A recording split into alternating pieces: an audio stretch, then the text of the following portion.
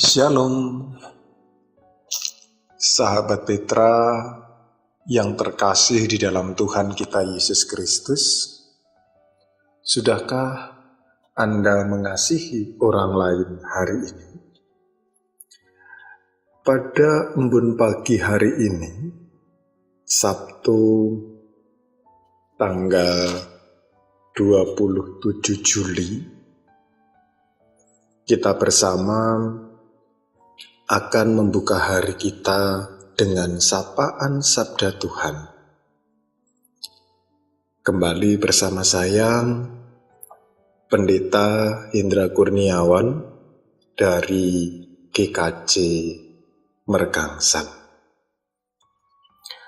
Adapun judul dalam embun pagi hari ini adalah makananku melakukan kehendak Tuhan. Oleh karena itu, sebelum kita bersama-sama menerima firman Tuhan, mari kita menyatukan hati, kita berdoa. Tuhan Allah Bapa Surgawi, saat ini kami bersama-sama Tuhan persatukan untuk mendengarkan firman Tuhan.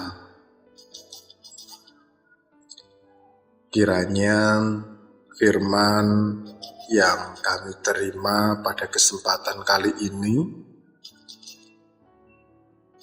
dapat menjadi sumber kekuatan untuk kami menjalani hari-hari ke depan. Oleh karena itu, kami menyiapkan hati untuk menerima firman-Mu. Hanya di dalam Kristus Yesus kami berdoa. Amin. Ibu bapak dan sahabat Petra yang terkasih di dalam Tuhan, kembali tema kita adalah makananku melakukan kehendak Tuhan.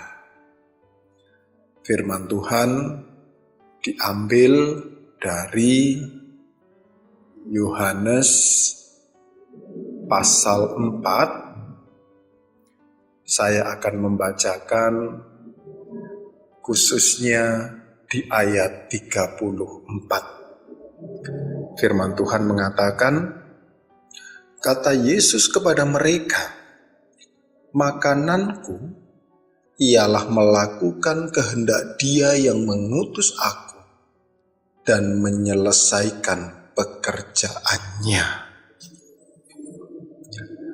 Para sahabat Petra yang terkasih di dalam Tuhan kita Yesus Kristus, ketika kita berbicara mengenai teori kebutuhan menurut pandangan dari Abraham Maslow, ia kemudian membuat teori piramida kebutuhan manusia, di mana piramida kebutuhan manusia itu kemudian dibagi menjadi 5 poin penting. Yang pertama, kebutuhan fisiologi. Yang kedua, kebutuhan rasa aman. Yang ketiga, kebutuhan kasih sayang. Keempat, kebutuhan penghargaan. Dan yang kelima, kebutuhan aktualisasi diri. Pada kesempatan kali ini, kita tidak akan membahas secara keseluruhan kebutuhan yang Abraham Maslow sampaikan. Tapi kita akan melihat satu kebutuhan, yakni kebutuhan dasar atau kebutuhan utama yang dimiliki oleh manusia, yaitu kebutuhan fisiologi. Kebutuhan fisiologi menurut Abraham Maslow itu kemudian diartikan sebagai kebutuhan rasa lapar. Sehingga makanan itu menjadi sebuah kebutuhan mendasar yang dimiliki oleh manusia. Dan ketika kita melihat dalam mekanisme psikologi, seseorang yang memiliki kebutuhan yang besar, pasti dia akan berupaya melakukan segala sesuatu untuk dapat memenuhi kebutuhannya. Nah, dalam teori Abraham Maslow, kebutuhan makan itu menjadi sebuah kebutuhan mendasar. Artinya, ketika seseorang itu butuh untuk makan, maka dia akan berupaya untuk dapat memperoleh makanan. Entah itu dengan cara yang positif atau dengan cara yang negatif. Cara negatif bisa saja kita mengambil sebuah contoh, mencuri, merampok, tapi bukan itu yang dikehendaki oleh Tuhan. Tapi kalau kemudian kita berbicara mengenai cara yang positif, seseorang untuk memenuhi kebutuhan makannya, maka dia akan bekerja dengan sungguh-sungguh, mendapatkan uang, dan uang itu kemudian dapat dipergunakan untuk makan. Nah, dalam teori mekanisme psikologis manusia, ketika kebutuhan manusia itu sudah terpenuhi, maka usaha seseorang dalam mencapai kebutuhan tersebut pasti akan turun. Sebagai contoh tadi, ketika seseorang itu merasa lapar, butuh makan, dia akan berusaha dengan sungguh-sungguh gimana caranya untuk mendapatkan makan. Tetapi ketika kemudian dia sudah kenyang, maka dia tidak akan begitu susah-susah lagi untuk mendapatkan makanan. Karena dia sudah merasa terpuaskan. Nah, nanti kalau dia lapar lagi, dia pasti akan berusaha lagi. Setelah kenyang, dia akan berhenti untuk berupaya. Dan dalam aspek apapun, mekanisme manusia seperti itu. Jadi ketika misalkan saya butuh handphone, saya akan berupaya untuk nabung. Tapi ketika kemudian saya sudah dapat handphone, ya sudah. Saya mungkin tidak akan nabung lagi. Dinamika mekanisme kehidupan manusia digambarkan dalam konsep psikologi demikian. Dan semakin besar kebutuhan manusia, pasti akan semakin besar juga upayanya. Tapi semakin kecil kebutuhan seseorang, usahanya pun juga akan semakin kecil.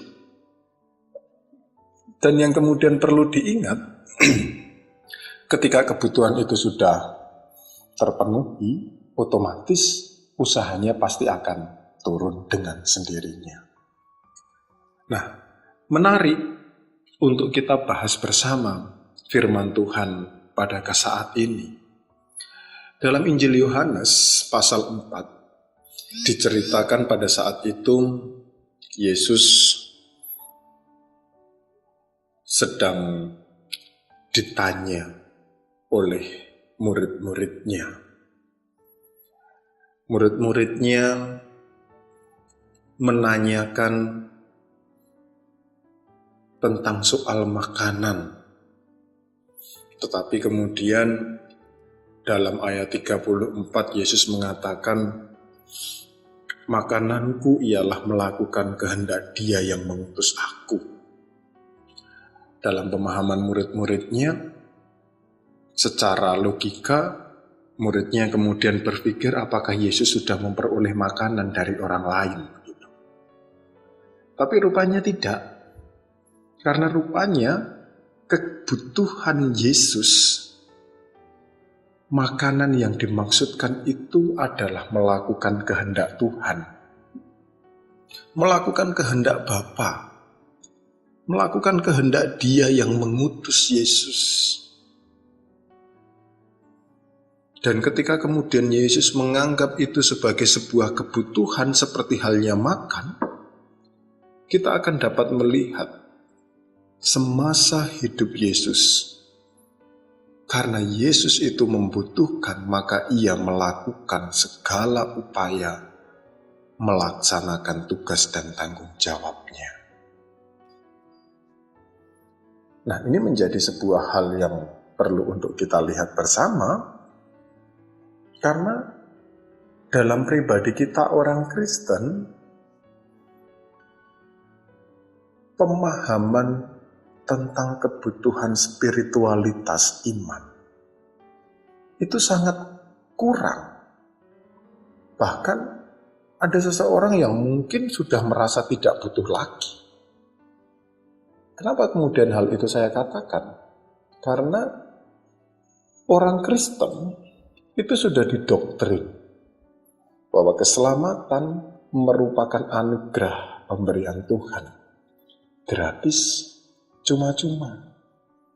Nah, ketika orang Kristen itu sudah merasakan kebutuhannya itu terpenuhi, ya sudah, upayanya kemudian tidak ada. Berbeda dengan tetangga kita. Tetangga kita sangat giat untuk berupaya memenuhi kebutuhan spiritualitasnya. Mereka rela bangun pagi berdoa. Kita pagi jam 5 masih enak tidur. Karena memang kita sudah merasa tidak butuh, ataupun kalau butuh kecil lah. Dan itu kemudian menjadi PR untuk kita bersama. Seharusnya kebutuhan spiritualitas iman Kristen itu juga seperti kebutuhan makan. Di mana seseorang itu ketika merasa sangat butuh, ia pasti akan melakukan yang terbaik untuk Tuhan, untuk menjaga imannya. Apalagi kalau kemudian kita lihat di lingkungan gereja, bagi saya sama saja. Ada orang-orang yang datang ke gereja itu ketika hanya perjamuan kudus saja. Ada orang-orang yang datang ke gereja itu ketika Paskah, Natal, atau hari-hari raya tertentu. Dan menurut saya, karena dia kebutuhannya sangat kecil. Tapi ketika seseorang itu menganggap bahwa datang ke gereja itu merupakan sebuah kebutuhan yang besar, setiap minggu dia pasti akan rajin datang ke gereja. Meskipun hujan, dia akan tetap berangkat. Tidak kemudian mengatakan, aduh, mau ke gereja kok hujan ya? Ya sudahlah, ikut online saja. Kalau ikut online masih untung lah ya. Tapi kalau kemudian, nggak usah ikut ke gereja lah, nggak apa-apa lah. Nah, itu kemudian menjadi PR tersendiri. Makanya kemudian dari sini kita belajar bersama. Mari kita bersama-sama menjadikan iman itu sebagai kebutuhan kita. iman itu sebagai makanan kita. Karena kita harus ingat, yang namanya iman itu bisa saja hilang ketika seseorang itu tidak berupaya dengan baik, tidak menjaga, tidak memeliharanya dengan baik. Dan salah satu hal yang bisa kita lakukan untuk menjaga, memelihara iman yang adalah anugerah Tuhan itu, yakni dengan cara melakukan kehendak Tuhan. Nah, oleh karena itu, Bapak Ibu sahabat Petra yang terkasih di dalam Tuhan, mari saya mengajak Bapak Ibu Saudara untuk menjadikan iman itu sebagai kebutuhan kita, seperti halnya makanan, sehingga dengan seperti itu kita akan merasa butuh dan dapat berupaya dengan baik melakukan kehendak Tuhan sebagai wujud dari kita menjaga dan memelihara keselamatan yang Tuhan berikan. Sampai pada akhirnya, kesempurnaan keselamatan itu dapat dinyatakan dalam hidup kita. Tuhan memberkati kita. Amin. Ibu, Bapak, dan saudara-saudara yang terkasih di dalam Tuhan kita Yesus Kristus, mari kita menyatukan hati dalam doa, kita berdoa. Kami naikkan syukur kepadamu ya Allah, saat ini Engkau mengingatkan kembali kepada kami, agar kami dapat menjadikan iman itu sebagai kebutuhan, layaknya makanan yang menjadi kebutuhan dasar kami. Karena ketika kami butuh, maka di situ kami akan berupaya dengan sungguh-sungguh. Sehingga kami dapat melakukan kehendak Tuhan sebagai wujud pemeliharaan iman yang telah Engkau berikan kepada kami. Kiranya Roh-Mu yang kudus memampukan kami untuk dapat menerima firman itu dan melakukannya dalam kehidupan hari lepas hari.